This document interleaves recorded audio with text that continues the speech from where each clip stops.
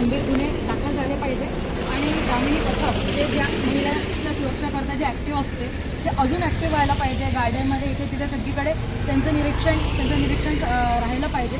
सोबतच मोकासारखे गंभीर गुन्हे वेलकम टू अनदर ब्लॉग. और अभी मैं जा रही हूँ सीपी ऑफिस. हमारे जो टीम मेंबर्स हैं सब लोग मिलके प्लान किए किसी टॉपिक पे मतलब डिस्कशन करना है. कोई एक ऐसा मुद्दा है तो वो हमको उनके सामने जो सर है सीपी ऑफिस के मेन सर जो है तो उनके सामने कुछ बातें रखनी है ताकि कुछ उसमें इम्प्रूवमेंट हो, चीज़ें हमारे सपोर्ट में हो. तो गाइस लेके जा रही हूँ अपने साथ. वो स्कार्फ बांध लिया और मैं भी अभी स्कार्फ बांध रही हूँ. सो गाइस चलते हैं. ना ले पहिले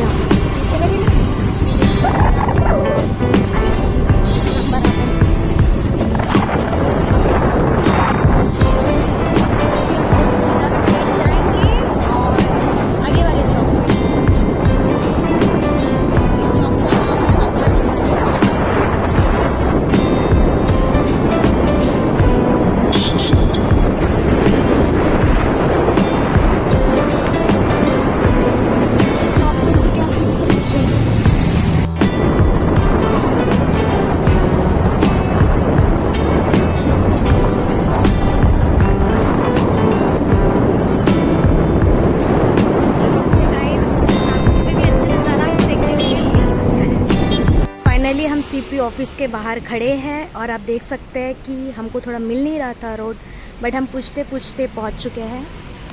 आप देख सकते हैं बाहर का नज़ारा है. यहाँ गाड़ियाँ पार्क हुई है, यहाँ कुछ पुलिस बैठे हुए हैं. हम आपको अब अंदर लेके चलते हैं. इसलिए अंदर जा रही है.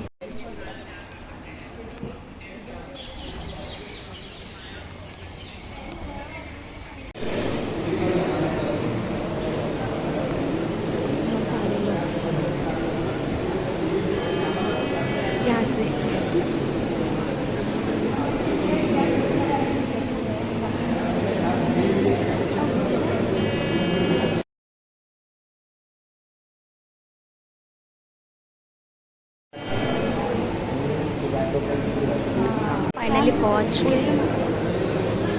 यहाँ भीड़ देख सकते हैं. यहाँ कुछ पुलिस बैठे हैं. मैं यहाँ आ चुकी हूँ और मैं यहाँ बैठी हुई हूँ. यहाँ पे कुछ पुलिस बैठे हुए हैं और आप देख सकते हैं यहाँ पे स्नेहा लाइन में खड़ी है. पुलिस से कुछ डिस्कशन चल रहा है and this is the gate. ऐसे ही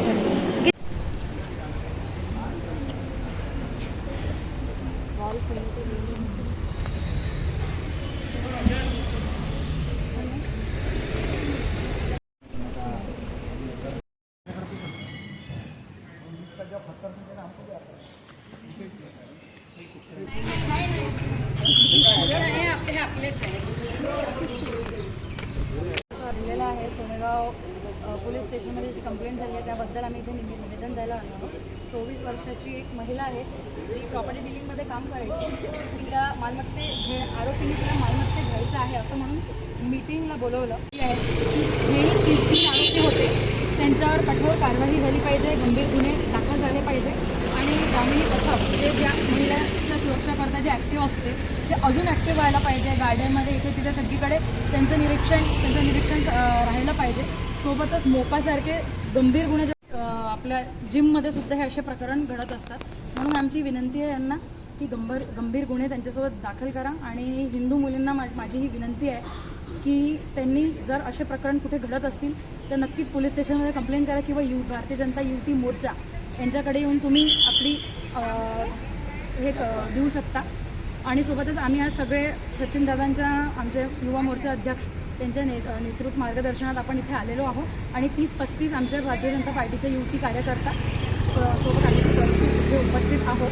आणि जर येणाऱ्या वेळेत याच्यावर कारवाई झाली नाही तर आम्ही नक्कीच मोर्चा काढण्याचा प्रयत्न करू किंवा याच्यानंतर आम्ही CM सरांना सुद्धा हे निवेदन जाऊन देणार आहोत. असे खूप सारे मुद्दे आहे, खूप साऱ्या महिलांची तक्रारी आहे ज्याच्यावर आताही काही आन्सर दिलं नाही आहे. खूप सारे म्हणजे खूप सारे केस आहेत. आपल्यापर्यंत पोहोचण्यापर्यंतसाठी काय करावं लागेल, कुठला कॉन्ट्रॅक्ट नंबर देता येणार का आपल्याकडून की जेणेकरून महिला आपल्यापर्यंत डायरेक्ट करायला मिळणार. आता जे आमच्यापर्यंत येतात त्याची नक्कीच आम्ही नोंदणी करतो आहे, कारण काल परवा 2 दिवस पहिले आम्हाला या प्रकरणाबद्दल कळलं. आम्ही ताबडतोब इथे निवेदन घेऊन आलो आहे. पण मला महिलांना हीच विनंती आहे की ज्या पण महिलांसोबत असं घडत असेल त्यांनी BJP कार्यालयामध्ये, पोलीस स्टेशनमध्ये असेल तर पोलीस स्टेशनमध्ये, तिथं नाही जायचं असेल तर BJP कार्यालयामध्ये या. आमची माहिती जर त्यांच्यापर्यंत असेल त्यांनी आमच्याकडे आहे की जे 3 आरोपी होते त्यांच्यावर कठोर कारवाई झाली पाहिजे, गंभीर गुन्हे दाखल झाले पाहिजे आणि दामिनी पथक जे ज्या महिलांच्या सुरक्षाकरता जे ॲक्टिव्ह असते ते अजून ॲक्टिव्ह व्हायला पाहिजे. गार्डनमध्ये इथे तिथे सगळीकडे त्यांचं निरीक्षण राहिलं पाहिजे. सोबतच मोकासारखे गंभीर गुन्हे जर असं होतं तर पॉक्सो ॲक्टसुद्धा त्यांना लागतो. तर हे करण्याचा आम्ही प्रयत्न करू, पत्र देऊन समोरची गायडन्स मुलींना द्यायला प्रयत्न करू. मॅम, आज काही पत्रकार लोक सोनेगाव पोलीस स्टेशनमध्ये गेले होते. तिसऱ्या आरोपीला पकडला यामुळे सोनेगाव पोलीस स्टेशनमधून कुठेतरी 2-3 पोलीस अधिकारी मीडियावरनं धमकवत होते किंवा सांगत होते की यावर काही फोकस करू नका, कारण की यांच्याकडचे 25-30 लोक आले होते त्यांच्या जमातीकडे. तर काही यामध्ये तुमच्याकडून काय राहणार उद्या कसं आहे, जर त्यांचे लोक येतही असेल पण व्हिडिओजमधनं हा काही आम्ही फेक नरेटिव्ह काही सेट करत नाही आहे. अख्ख्या सोशल मीडियावर सगळीकडे हे व्हायरल झालेलं आहे. हा काही प्रोपोगंडा नाही आहे आणि हे फेक नरेटिव्ह नाही आहे. तर नक्कीच आहे, तुमच्यासमोर प्रूफ आहे ना. प्रूफ असल्याशिवाय आपण इथपर्यंत निवेदन घेऊन आलोच नाही आहे. प्रूफ आहे, समोर चौकशी होईल आणि जर अशा त्या गोष्टी ते लोक करत असेल तर आम्ही पण 100 लोक घेऊन. अफवा फैललेली आहे की ती महिला FIR करणार आहे. हा व्हिडिओ ज्यांनी व्हायरल केला आहे, अशा वेळेस त्या महिलांच्या बाजूने तुम्ही उभे राहणार की ज्यांच्या नावाने FIR दाखल होईल अशांच्या मागे तुम्ही उभे राहून का सांगाल? पीडित महिलेसोबतच सर आम्ही उभं राहू. सगळं ऑलरेडी सोशल मीडियावर सगळीकडे आहे, आम्ही दुसरीकडे कसं उभं राहणार आहे?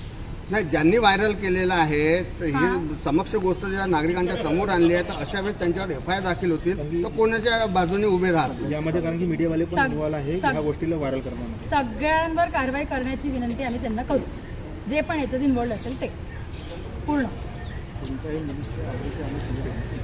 नाही सर, कारण की जिसका व्हिडिओ व्हायरल केला ठीक आहे, नाही फेस ब्लर होता. ब्लर असल्यावरही अगर FIR होत असेल तर मग मीडियाने का दाखवावे हे सांगा. क्योंकि हम लोगों को ये मामला विदाउट कॅमेरा, क्योंकि आज मैं खुद मीडियाने ते दाखवलंच पाहिजे.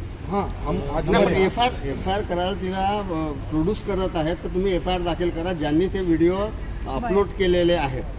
चला, ब्लर आहे ना, पहिले दिन से हम इसके पीछे ब्लर आहे.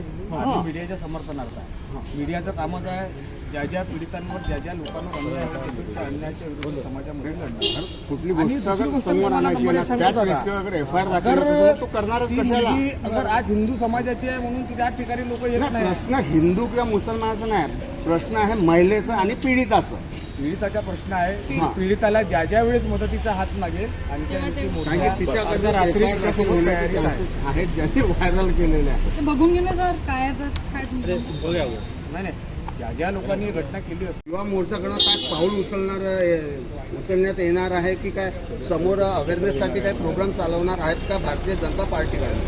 आम्ही आधीच विचार केलेला होता की प्रत्येक कॉलेजमध्ये जाऊन मुलींची भेटू, कॉलेज, शाळा, युनिव्हर्सिटी, ट्युशन जे पण असेल तिथे जाऊन भेटू. सध्या कॉलेज बंद असल्यामुळे आम्ही ही मोहीम अजून सुरू केलेली नाही, पण येणाऱ्या वेळेत आम्ही प्रत्येक कॉलेज, युनिव्हर्सिटीमध्ये आम्ही पत्र देणार. तो गाइस आप देख सकते हैं यहाँ पे डिस्कशन चल रहा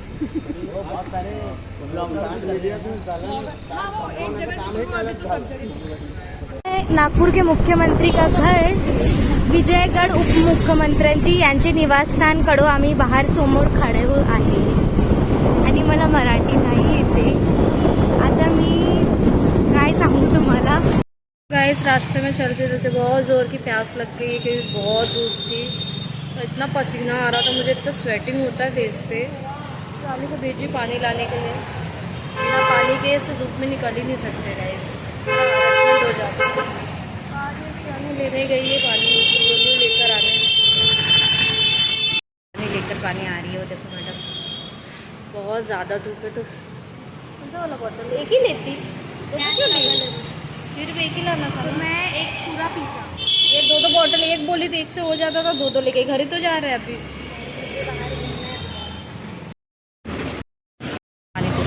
चुके हैं यहाँ पर। गर्मी बहुत ज़्यादा। इस घर आने के बाद मैं बहुत ज़्यादा थक गई थी, उसके बाद मैंने कुछ कैप्चर नहीं किया, और क्योंकि बहुत ज़्यादा धूप थी और हम इतने इम्पोर्टेंट डिस्कशन टॉपिक पे गए थे, जैसे कि आपने ब्लॉग में पूरा देखा ही होगा, सुना ही होगा।